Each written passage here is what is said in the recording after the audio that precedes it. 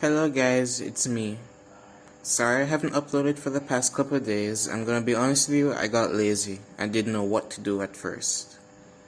I was originally supposed to upload the video on how magic works, but I'm still not finished preparing it. So instead I wanted to show you some of the races and species of the world, including their ancestors, relatives, and lifestyles.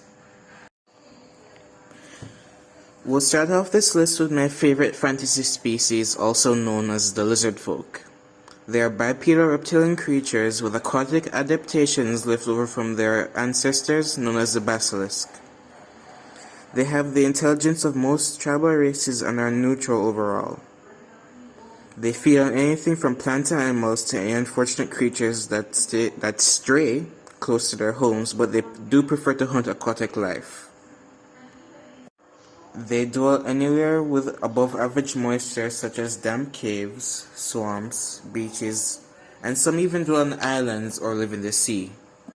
They prefer to hunt with their claws but have been seen using pole-type weaponry on several occasions. This concludes them, and now onto their close relatives known as the Naga. They are built similarly to lizard folk but have a snake-like lower half.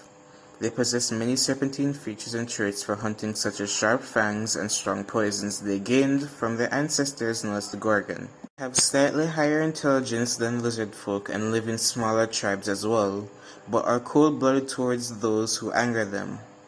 They are neutral as well but can be easily angered and feed on anything but prefer to hunt smaller targets.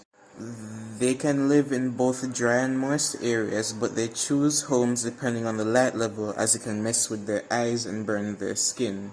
Especially the albino variants hate light. So you'll find them in dark forests, caves, or abandoned structures.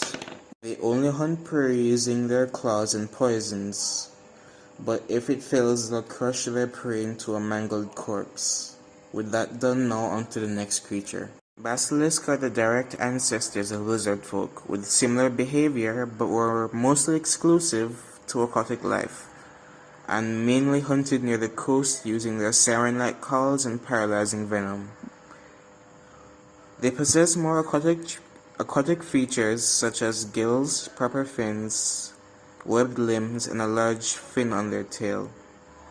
They are a little more aggressive and tend to travel in large swarms to attack prey, which has been described as resembling piranhas feeding on meat.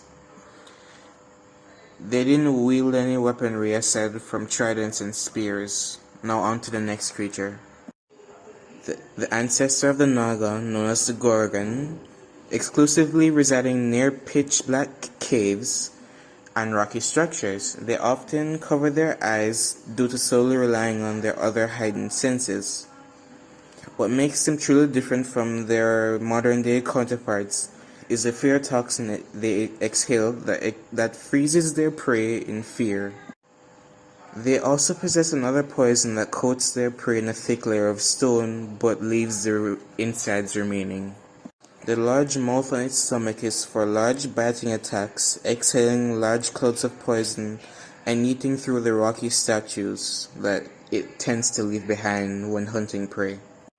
It's good to know that any of the mouths on its body, including the snakes on its head, its own mouth, and the mouth on its stomach, can administer poison. And another thing to know is that their teeth are very sharp, very tough due to having to eat through rock on a daily basis. They hunt and lure their prey by copying voices and sounds that will attract them, then petrifying and smashing through the statues, killing the prey. With that done, now on to the next creature.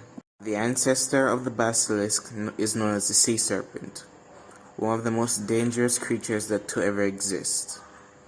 Not much is known about them other than they hunt by calling large swarms of beings together with its siren-like call, then rushing in to devour the swarm of prey. Not much else is known about them, so let's go on to our last pick for today. The ancestor of the Gorgon is known as the Hydra, and similarly to the sea serpent, not much is known about them other than they lure massive creatures to their dens, then they petrify them and feed on them for the next month or so. With that, that concludes this video. Before you leave, it's good to know that the sea serpent and the hydra have one common ancestor known as Leviathan. And we will cover their species in the video on the apex predators of the world. Thank you for listening to my annoying ramblings, and see you in the next video on how magic works. Film off.